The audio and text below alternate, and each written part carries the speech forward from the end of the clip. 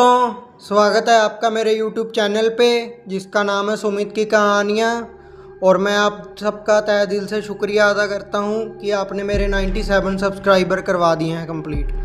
तो एम करते हैं जल्दी से जल्दी आप लोगों का प्यार मिलेगा और 150 से 200 सब्सक्राइबर भी आप लोग करवा दोगे।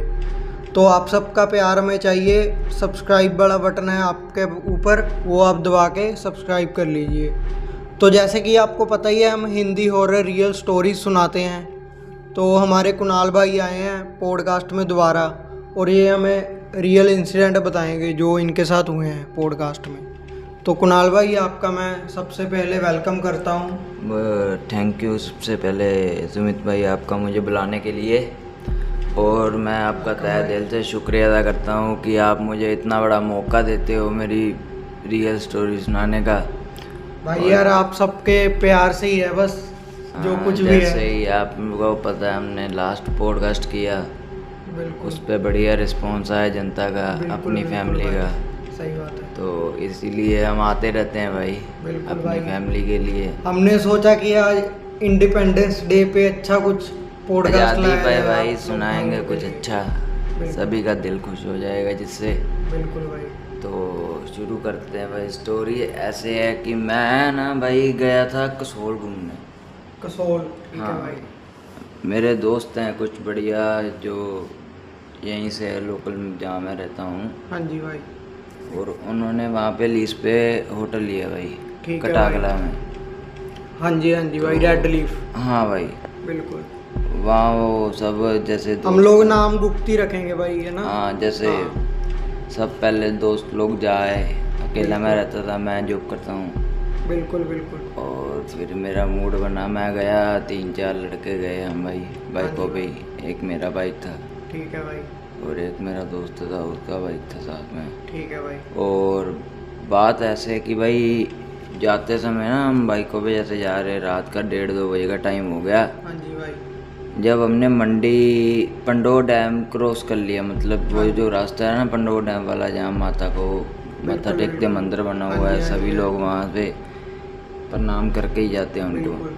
तो बात ऐसे हुई कि भाई हम उससे थोड़ा सा आगे निकले। हाँ जी भाई। थोड़ा सा आगे जाके भाई क्या हुआ, हमें एक औरत दिखी। औरत, ओके भाई। भाई हम 4 लोग, हम सोच रहे इतनी रात को यहाँ पे औरत कहाँ से। सही बात है भाई, वो तो सुनसान रास्ता है, बिल्कुल जंगल है भाई एक तरह। सुनसान भाई, बात ऐसे है ना, अभी तो चलो टनल्स भी बन गई हैं। हाँ भाई। लोग पहले तो जहाँ- लेकिन बहुत ही सुनसान था हाँ वो। भाई, नहीं भाई, रास्ता अभी भी है हम्म। टनल्स के अलावा, अगर आप जाना चाहो बिल्कुल। बिलासपुर की साइड से। लेकिन अब टनल्स बन गई हैं, लोग देखते हैं जल्दी पहुंच जाते हैं, बिल्कुल वो भाई। सबसे बढ़िया है भाई। हम्म। लेकिन जो एडवेंचर का मज़ा होता है वो भाई पता है आपको, अलग होता है। सही बात है। तो भाई उसने हमें हाथ दिया, हम रुक गए भाई। वो मेरे दोस्त के बाइक के पीछे बैठ गई, हमने भी ध्यान नहीं दिया भाई। अच्छा भाई। भाई हम वहाँ से चले, कम से कम हमें 2 घंटे हो गए। हम सोच रहे थे कि चलो बुनतर आएगा, वहाँ हाँ पे जी। रुकेंगे, फिर उसके बाद देखते हैं, थोड़ी ब्रेक के बाद कसोल सीधा ब्रेक मारेंगे। बिल्कुल भाई। भाई हम कम से कम 2-2.5 घंटे से उसी रोड पे वापस जाते, अच्छा।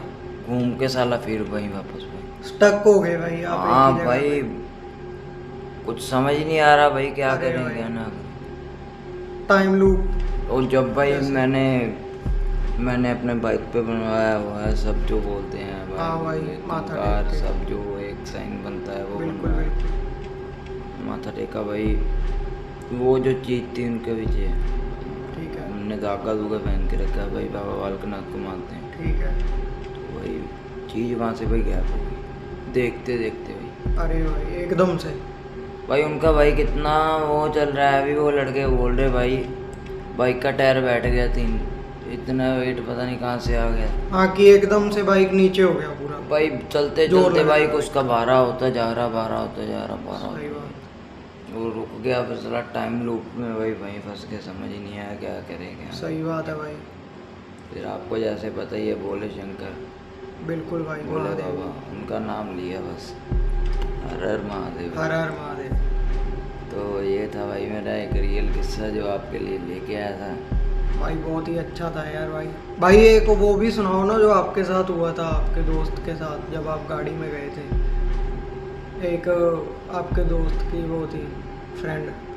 हाँ हाँ भाई, आपको कहानी तो ज़रूर सुनाएंगे, वही सुनाने के लिए अपने रियल किस्से आए हैं यहाँ पे। बिल्कुल भाई। और एक भाई आप जो बात कर रहे थे वो किस्सा भी बढ़िया था, जो छोटे होते हैं आप कुछ बता रहे थे ऐसे अच्छा भाई, जब मैं वो छोटा होता था, हाँ भाई, याद आ गया मुझे, मैं बताता हूँ। वो सुनाओ भाई एक बिल्कुल किस्सा है। भाई, ये भी ना बहुत ही मतलब एक आप कह सकते हो हॉरर एंगल से भी, और कुछ ज़्यादा ही मतलब ना डरावना है।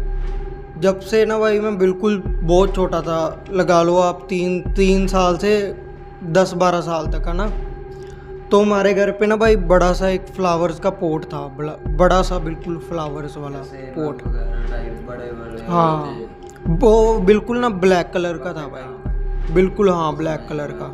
बड़े बड़े। हाँ, तो वो ना हमारे स्टोर रूम में हमारे घर वाले ना कोने में रखते थे। तो मुझे छोटे होते वो जैसे बोलते थे कि डराने के लिए कि इसमें कहाँ है, कहाँ आ जाएगा, या कौवा है, काला कौवा। कौवा है काला, वो आ जाएगा तेरे को खा जाएगा, तू खाना खा ले, ऐसे है ना। छोटे भाई घर वाले तो बिल्कुल। तो लेकिन भाई मेरे को ना उसमें शुरू से ही था कुछ कि ऐसे उसमें कुछ, जैसे मेरे को लगता था कि उसमें कोई चीज़ है, डर था। मेरे घर में स्टोर हाँ। रूम जैसे कसम से भाई, यहाँ जो स्टोर रूम होते हैं ना, कई जगह हम छोड़ देते हैं खाली किसी चीज़ के लिए, बिल्कुल भाई, वहाँ चीज़ का वास हो जाता है भाई। बिल्कुल जिस घर में मतलब चलो अपने तो सही बात। मंदिर घर में बना हुआ है, बिल्कुल भगवान को मानते हैं घर वाले। भाई, ये है कि देखो दुआ से अच्छी ही चीजें चलते होती है ना, जैसे हम कहते हैं कि भगवान होता है तो शैतान भी होता है, ये बिल्कुल चीज़ है। भाई बिल्कुल। ये तो वही भगवान शैतान सबको जो भोले शंकर ने है अपना अपनी जगह है, सबको दी हुई है। बिल्कुल जैसे हम भाई इंसान लोग हैं, बिल्कुल वैसे ही भाई ये इनकी दुनिया अलग होती है। सही बात है इनका भाई। जो भाई डिमेंशन है ना, उसमें बातें भी साली ऐसी गंदी गंदी, आपको मैं क्या बताऊँ। सही बात है भाई। साले खुद में ही, जैसे हम मान लो घर में हैं भाई, मियाँ बीबी अकेले हैं, बिल्कुल अकेले के बाद भाई लड़ने लग जाते, एकदम से लड़ाई हो जाती है। नेगेटिविटी आ जाती है हाँ एकदम, भाई है ना भाई, नेगेटिविटी, बिल्कुल। ये साले कंधे पे बैठ के लड़ाई करवा रहे होते हैं। सही बात है भाई। तो भाई मैं स्टोरी कहाँ पे था। भाई आपकी वो स्टोरी थी जब आप ना घूमने गए थे आपके फ्रेंड के साथ, और उसकी गर्लफ्रेंड या फ्रेंड थी कोई, हाँ आप लोग कसोल ही गए थे तब भी नहीं भाई, उसकी गाड़ी में। नहीं नहीं नहीं भाई, वो कसोल की नहीं है। अच्छा, वो जब आपकी story- गाड़ी फंस गई थी भाई, वो हाँ वाली भाई, स्टोरी। वो स्टोरी है केलोंग की, अच्छा जो ठीक है मनाली भाई, से ऊपर है। ठीक है भाई, वहाँ भाई हमने स्विफ्ट उठाई, ठीक है भाई, स्विफ्ट उठा के मैं, मेरा दोस्त ठीक है, और उसकी गर्लफ्रेंड, ठीक है। हम तीन, मतलब गर्लफ्रेंड नहीं, ऐसे ही बंदी जो साथ में गई थी हाँ भाई, हमारे। फ्रेंड मान लो, हाँ चलो भाई, क्लोज हम फ्रेंड मान लो, चले कुछ गए भी मान घूमने के लिए भाई। लो। बिल्कुल गाड़ी उठाई, ये बंदे सोए भाई, इतना बोरिंग ट्रिप साला। अच्छा, भाई ये तो बंदे सो ही गए। सोते रहे। मैंने हनी सिंह के गाने लगाए थे बाजी के भाई, कसम से। वो सही बात है भाई, हनी भाजी तो मैं, best है मेरी भाई बेस की तार हिल गई गाड़ी की। अच्छा, मैं सेकंड पता नहीं थर्ड टनल पार कर रहा जब जाते हैं नदी को। ओके। भाई मैंने पहले गाड़ी रोकी साइड पे, बेस की तार लगाई, बेस चली, तब मजा आया भाई। हाँ भाई कसम से, बिना भाई- गानों के अगर मैं जाता मैं तो पागल हो जाता भाई। सही बात है भाई। मैंने गाने नहीं भाई 1 मिनट भी बंद किए। हनी पाजी हो ठीक है। गए, अल्फाज हो गए भाई, बिल्कुल। गड्डी साड़ी बह जा नहीं जटिए भाई बहुत। और पहुंच गए भाई हम वहाँ पे। हाँ जी। मुझे नहीं पता था भाई इनका सीन है, जो बंदी है उसकी मम्मी कुछ ओके। काला जादू वगैरह करती है। ठीक है, ब्लैक मैजिक करती हाँ है। भाई, वो खुद भी कर लेती थी भाई बंदी। ठीक है, और घूमने गए, इन दोनों का भाई रिलेशन वाला सिस्टम चल पड़ा भाई। ठीक है, तो घूमे वहाँ पे भाई कमरे में, ठीक है। मेरे दोस्त को भाई उसको भूत दिख रहे चले। रूम में जहाँ पे आपने हाँ रूम भाई, लिया, वहाँ रूम लिया, पे गोस्ट 2 दिख रहा है रूम उसको। लिए, हाँ मैं और एक लड़का मेरे साथ, वो हम अलग रूम में हो गए। भाई यार वो तो पूरा ड्रामना सीन हो गया हाँ यार। भाई, बंदी भागते भागते आई, प्रीत को पता नहीं क्या हुआ। वैसे ही बंदा रात को डर जाए ऐसे तो यार। भाई कसम से भाई पागल हो गए थे। मैं तो कहता हूँ भाई, मेरी तो लाते ही कांपने लग जाती है भाई डर डर से। सीन होता है ना भाई, तब पता चलता है। सही बात है। चलो इस बार के लिए इतना ही है। बिल्कुल तो बिल्कुल आप भाई, सब्सक्राइब जरूर करके जाना अगर यहाँ तक आए हैं। बिल्कुल तो भाई। ये छोटा सा एक काम कर दो, सब्सक्राइब का बटन आपके दबाओ। आगे रिक्वेस्ट है, सब्सक्राइब और ज़्यादा का से बटन ज़्यादा दबाएं, शेयर और कर ज़्यादा दो। से ज़्यादा शेयर, लाइक, कमेंट करें। बिल्कुल, thank you so much. Thank you bro. दोस्तों स्वागत है आपका मेरे नए यूट्यूब चैनल पे जिसका नाम है सुमित की कहानियाँ। और आज मैं आपके लिए एक रियल हॉरर इंसिडेंट लेके आया हूँ। ये एक ऐसी कहानी है जो कि एक ट्रक ड्राइवर के साथ हुई थी। तो बिना किसी देरी के अपनी स्टोरी को स्टार्ट करते हैं। मेरा नाम वीरू है, पेशे से ट्रक ड्राइवर हूँ। 20 साल से हाईवे पर गाड़ियाँ दौड़ा रहा हूँ। हाईवे का हर मोड़, हर ढाबा, हर पुल मेरी आंखों से जाना पहचाना है। लेकिन एक रात जो हुआ उसने मेरी ज़िंदगी हमेशा के लिए बदल दी। वो जुलाई की रात थी, बरसात हो रही थी और मुझे राजस्थान के एक छोटे से गांव में टाइल्स लादकर दिल्ली पहुंचाना था। रात के करीब 1 बजे थे। जंगल के बीच से गुजरने वाला एक सुनसान रास्ता था जिसे मैं आमतौर पर दिन में पार करता था, लेकिन उस दिन देर हो गई। ट्रक के हेडलाइट्स के आगे सिर्फ बारिश की बूंदें थी और काले पेड़ों की परछाइयाँ। अचानक सड़क किनारे एक औरत खड़ी दिखी, सफ़ेद साड़ी, भीगी हुई और सिर झुकाए। मैंने ट्रक रोक दिया। बहन जी, इतनी रात को यहाँ क्या कर रही हैं? कहीं जाना है? उसने सिर उठाया।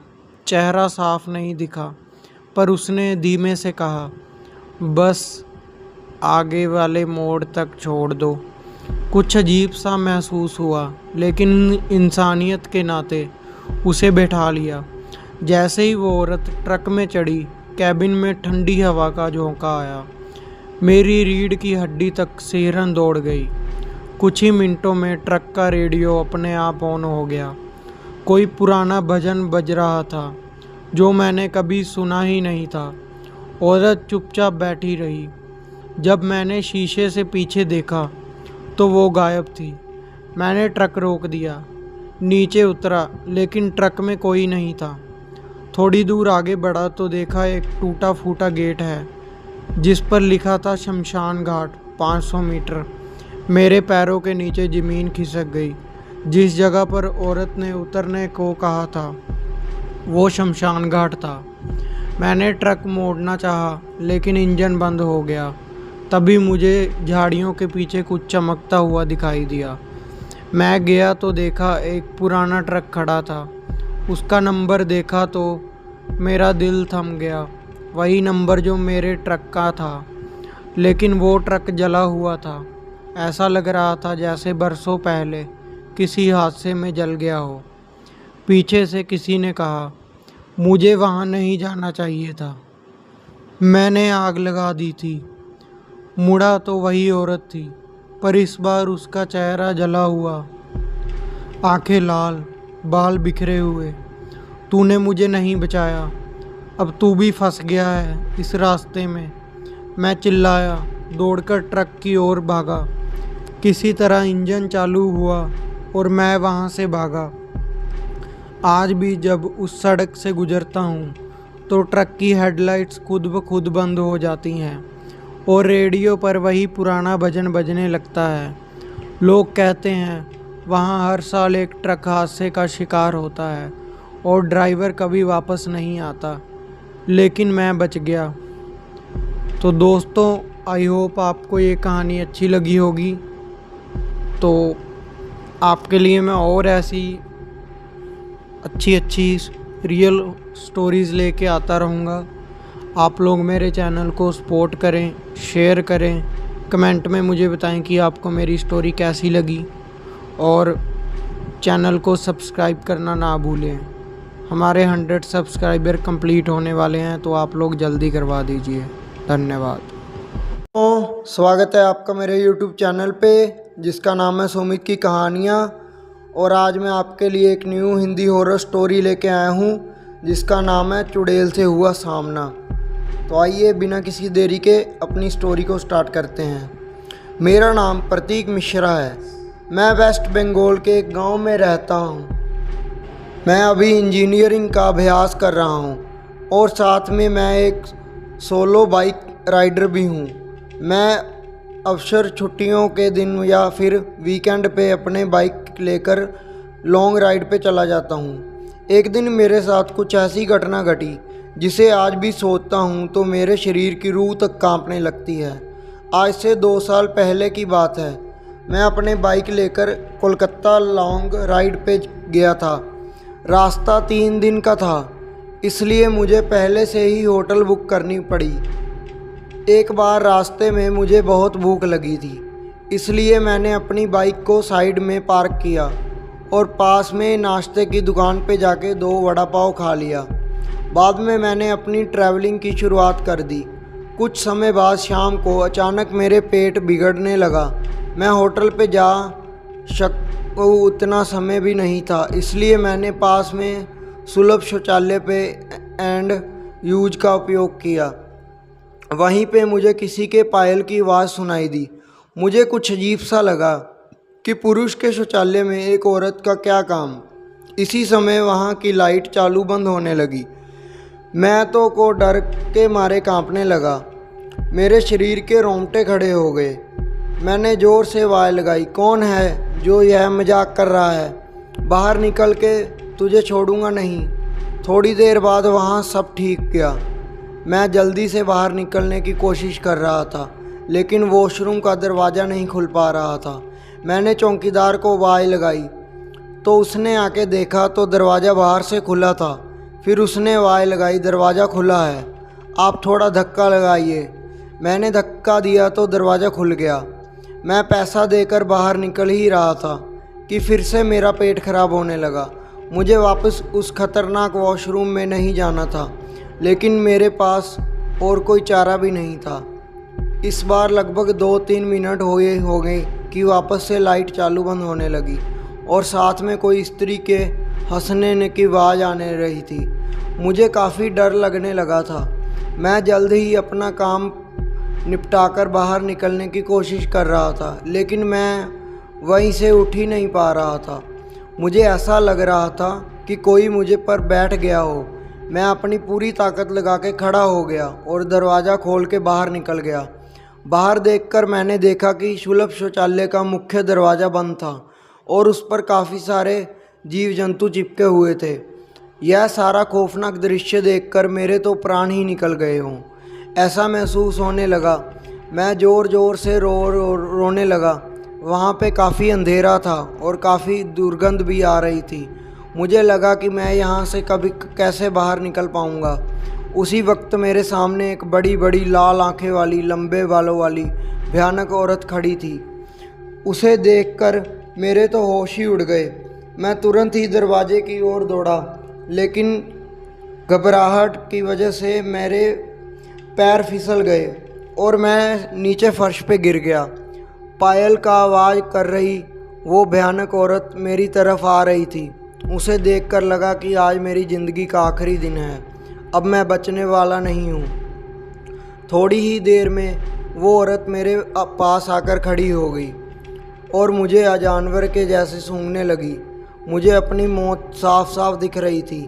फिर मैंने अपनी सारी हिम्मत लगा के एक आखिरी कोशिश करके जोर लगा के खड़ा हो गया और ज़ोर ज़ोर से दरवाजे को हिलाने लगा। थोड़ी ही देर में दरवाज़ा टूट गया और मैं बाहर निकल गया। जब मेरी नज़र बाहर खड़े लोगों के सामने पड़ी तो मैंने देखा कि लोग मेरे सामने ऐसे देख रहे थे जैसे मैं कोई पागल खाने से भाग आया हूँ। लोग मुझे यहाँ तक बोलने लगे कि पागल है क्या, पी के आया है।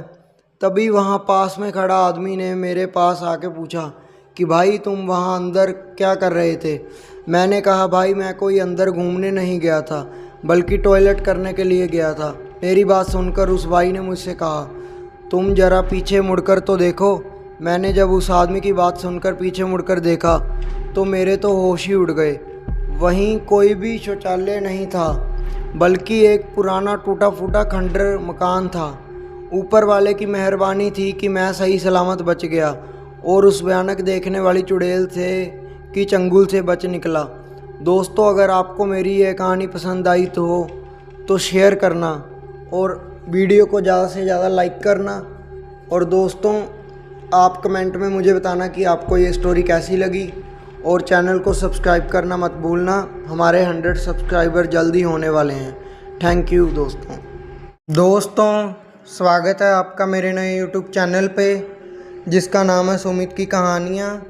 और आज मैं आपके लिए एक न्यू हिंदी हॉरर स्टोरी लेके आया हूँ जिसका नाम है शिमला के श्रापित पहाड़। तो आइए बिना किसी देरी के अपनी स्टोरी को स्टार्ट करते हैं। यह कहानी उन 4 दोस्तों की है जिसके साथ कुछ ऐसी घटना घटी कि जिसे उनका पूरा जीवन ही बदल गया। आइए जानते हैं कि ऐसा क्या हुआ था। मुंबई शहर के रहने वाली प्रिया शर्मा अपने दोस्तों के साथ रवि, साहिल और विजय के साथ शिमला जाने का प्लान बनाया। वो सब शिमला जाने के लिए बस में बैठ गए। कुछ ही देर में प्रिया सो गई। अचानक प्रिया की नींद खुल गई तो उसने देखा कि बस में कोई नहीं था, बस का ड्राइवर भी नहीं था, बस अपने आप ही चल रही है। उनके सारे दोस्तों भी बस में नहीं थे। यह सब देखकर डर के मारे प्रिया ज़ोर ज़ोर से चिल्लाने लगी। अचानक उसे लगा कि कोई उसके पीछे खड़ा है। जब उसने पीछे मुड़कर देखा तो वहाँ एक स्त्री बैठी हुई थी। उस स्त्री का चेहरा जला हुआ था। ऐसा लग रहा था कि किसी ने उसके चेहरे पर एसिड फेंका हो। ऐसा भयंकर चेहरा देखकर प्रिया ने चिल्लाना शुरू कर दिया, बचाओ बचाओ बचाओ। और अचानक प्रिया की नींद उड़ गई। वो एकदम डरी हुई और पसीने से पूरी भीग गई थी। पास में बैठे हुए विजय ने पानी की बोतल दी और बोला, शायद तुम्हें कोई सपना देखा होगा। थोड़ी ही देर में सब शिमला पहुंच गए और एक होटल पर रात बिताने के लिए गए। दूसरे दिन वो सब साथ में मिलकर होटल के पास वाले पहाड़ पे घूमने जाने का नक्की किया। करीबन आधे घंटे में वो सब पहाड़ की सबसे ऊंची शिखर पर पहुंच गए। वहीं से नीचे देखने पर घने लीलेछम पेड़ पौधे काफ़ी सुंदर दिख रहे थे। अचानक साहिल चौंक गया और बोला, नीचे देखो कोई खड़ा है, लगता है कोई स्त्री है। विजय और रवि भी देखने लगे लेकिन उन्हें कोई दिख नहीं रहा था और बोले, तू पागल हो गया है क्या? इस घने जंगल में कोई स्त्री कैसे आ सकती है? तुम्हें शायद कोई भ्रम हुआ होगा। उसके बाद वह सब खुली जगह पर चले गए। रात होने वाली थी इसलिए वह सब ने पहाड़ पर ही रुकने का निर्णय किया।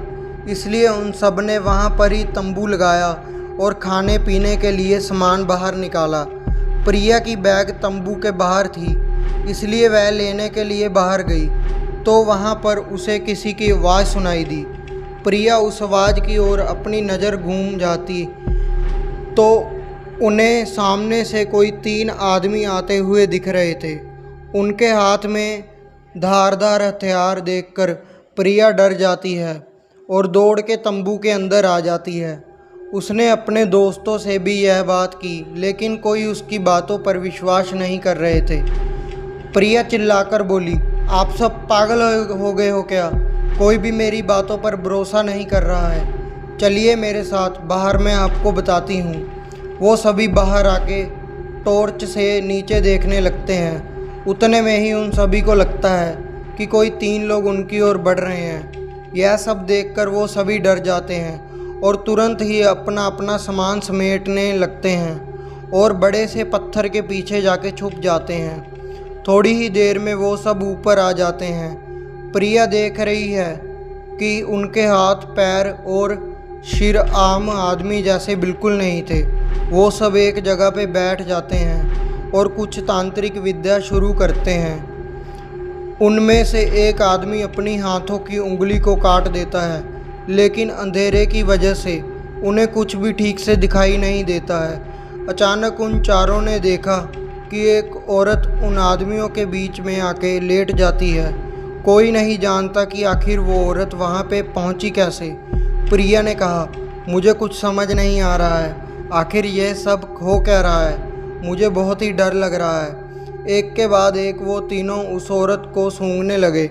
वहीं पे अचानक उस औरत ने अपनी उंगली उठाई और हमारी तरफ इशारा करने लगी। हम सब डर गए। वो तीनों उस औरत को छोड़कर हमारी ओर बढ़ने लगे। हम सब पहाड़ी से नीचे होटल की ओर दौड़ने लगे। हमारी आवाज़ सुनकर वो तीनों हमारी ओर दौड़ने लगे। प्रिया और साहिल सबसे आगे थे और विजय और रवि उनके पीछे दौड़ रहे थे। प्रिया और साहिल होटल तक पहुंच गए लेकिन रवि और विजय का कोई पता नहीं चल रहा था।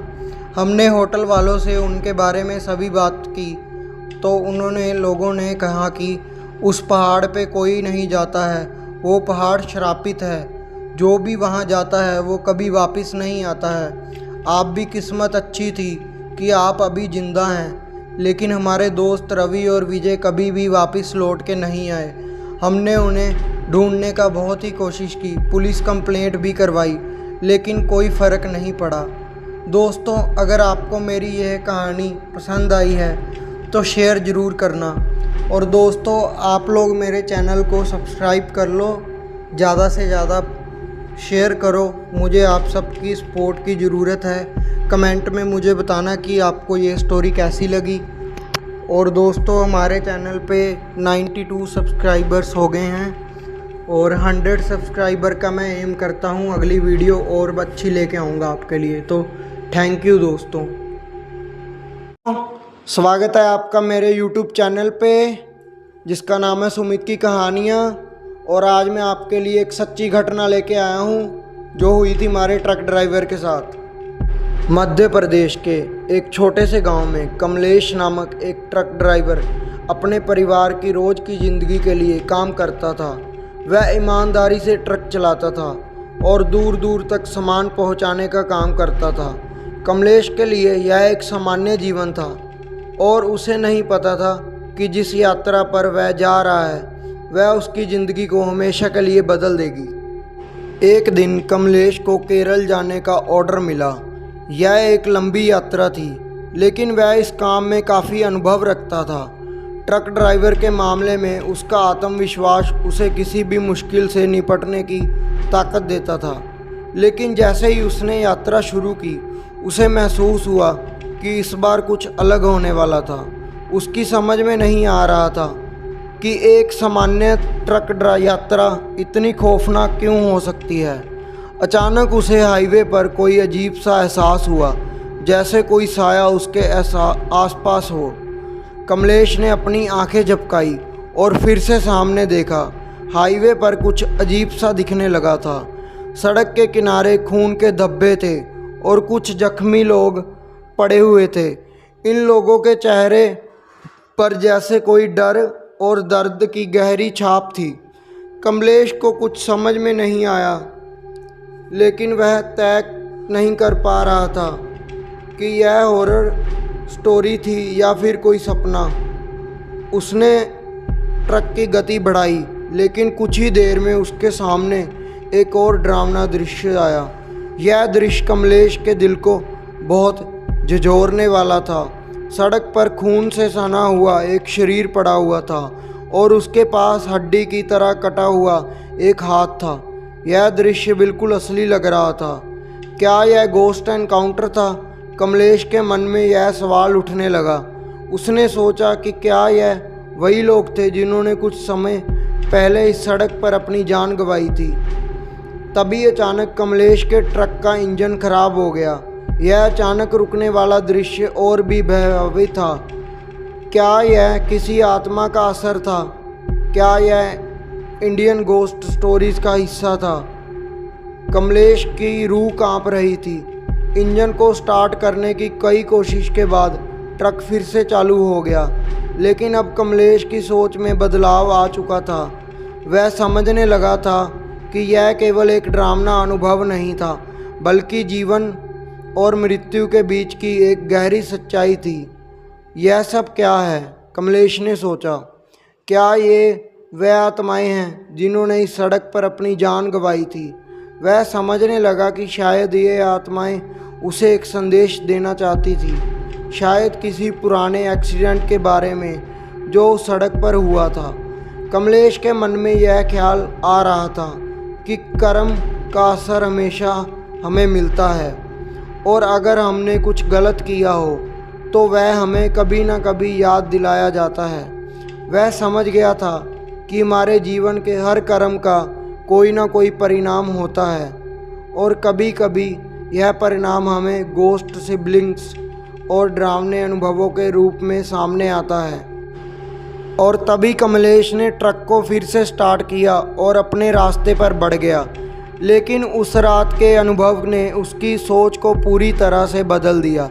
वह समझ गया था कि जीवन और मृत्यु के रहस्य को समझना आसान नहीं है। हर आत्मा के पीछे एक कहानी होती है और हर व्यक्ति के कर्मों का परलोक में असर होता है। क्या यह आत्माएं सच में मुझे एक संदेश दे रही थी?